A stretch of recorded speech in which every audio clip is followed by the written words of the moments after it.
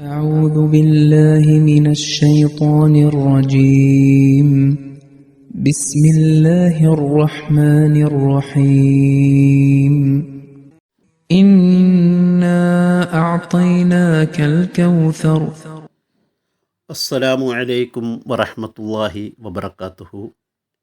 أعوذ بالله من الشيطان الرجيم. بسم الله الرحمن الرحيم.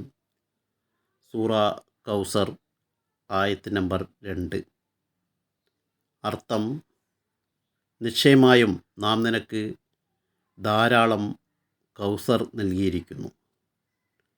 കൗസറിൻ്റെ വിശദീകരണത്തിൽ ശരീഅത്തിൻ്റെ വിവരണത്തിൻ്റെ മഹത്വം അതിനെ സംബന്ധിച്ച് പറഞ്ഞുകൊണ്ട് അതിൽ സ്ത്രീകളുടെ അവകാശത്തെ സംബന്ധിച്ചാണ് പരാമർശിച്ചു കൊണ്ടിരിക്കുന്നത്. തുടർന്ന് ഹുസൂർ പറയുന്നു,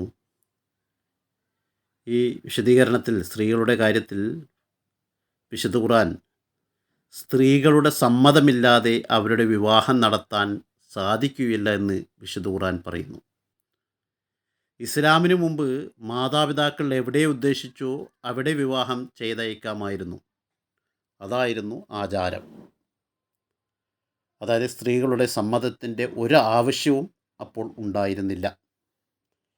എന്നിട്ട് ഹുസൂർ പറയാണ്, ഈ കാലഘട്ടത്തിൽ മുസ്ലിങ്ങളിൽ തന്നെ ചിലർ ഈ ഒരു അവകാശത്തെ മാനിക്കുന്നില്ല എന്നുള്ളതാണ്. അതായത് സ്ത്രീകളുടെ അവകാശം, നിക്കാഹിന് അവരുടെ സമ്മതം വേണമെന്നുള്ള ആ അവകാശത്തെ ഈ കാലഘട്ടത്തിലെ ചില മുസ്ലിങ്ങളും മാനിക്കുന്നില്ല എന്നുള്ളതാണ്.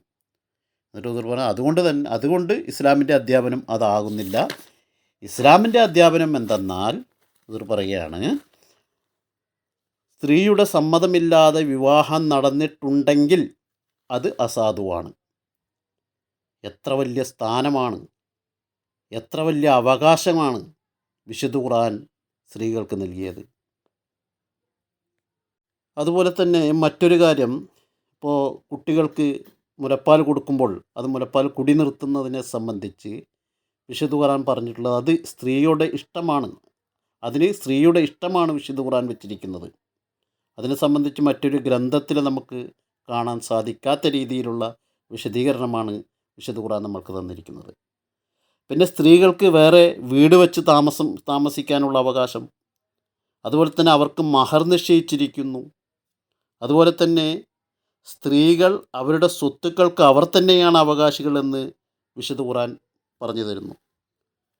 എന്നിട്ട് ഹുസൂർ പറയുകയാണ്, യൂറോപ്പിൽ പോലും ഒരു 50 വർഷത്തിൻ്റെ ഉള്ളിലാണ് സ്ത്രീകളുടെ ഈ അവകാശം, അതായത് ആ സ്വത്തിൽ അവർക്ക് തന്നെയുള്ള ഒരു അവകാശം, അങ്ങനെയുള്ളൊരു ഇത് അംഗീകരിച്ചു കൊടുത്തത് 50 വർഷത്തിൻ്റെ ഉള്ളിലാണെന്ന് ഹുസൂർ പറയുന്നു.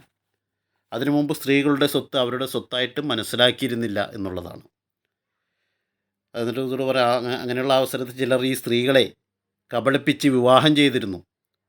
സ്ത്രീകൾക്കൊന്നും ചെയ്യാൻ കഴിയുമായിരുന്നില്ല. ഭർത്താവിന് അവരുടെ സ്വത്ത് എങ്ങനെ വേണമെങ്കിലും ഉപയോഗിക്കാമായിരുന്നു.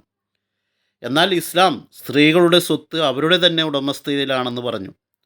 അതിൽ എത്രമാത്രം ഊന്നൽ നൽകി എന്നാൽ സഹാബാക്കൾക്ക് ചില സമയത്ത് സംശയമായിപ്പോയി.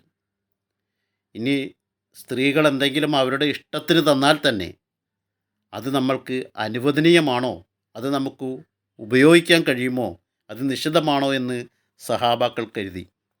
എന്നാൽ അതിന് പിന്നീട് അവരുടെ ഇഷ്ടത്തിന്, അതായത് സ്ത്രീകൾ അവരുടെ ഇഷ്ടമനുസരിച്ച് എന്തെങ്കിലും തന്നാൽ അത് നിങ്ങൾക്ക് അനുവദനീയമാണ്, അത് നിങ്ങൾക്ക് ചിലവാക്കാവുന്നതാണെന്നുള്ള കൽപ്പന പിന്നീട് ഉണ്ടാവുകയുണ്ടായി. അങ്ങനെ അപ്പോൾ ചുരുക്കത്തിൽ നമ്മൾ നോക്കുമ്പോൾ ഇസ്ലാം സ്ത്രീകൾക്ക് നൽകിയിട്ടുള്ള ഇതുപോലുള്ള അവകാശങ്ങൾ, അതൊക്കെ സ്വത്തിൻ്റെ കാര്യത്തിലായാലും പാലുകുടിയുടെ കാര്യത്തിലായാലും അവർക്ക് ഇഷ്ട സമ്പാദ്യത്തിൻ്റെ കാര്യത്തിലായാലും ഇങ്ങനെയുള്ള അവകാശങ്ങൾ, സ്ത്രീകൾക്ക് ഇസ്ലാം നൽകിയിട്ടുള്ള അവകാശങ്ങൾ നമ്മൾക്ക് മറ്റു മതങ്ങളിൽ ഒന്നും തന്നെ കാണാൻ സാധിക്കുകയില്ല എന്നുള്ളതാണ് വാസ്തവം. വാഹിറു ദഅ്വാനാ അൽഹംദുലില്ലാഹി റബ്ബിൽ ആലമീൻ.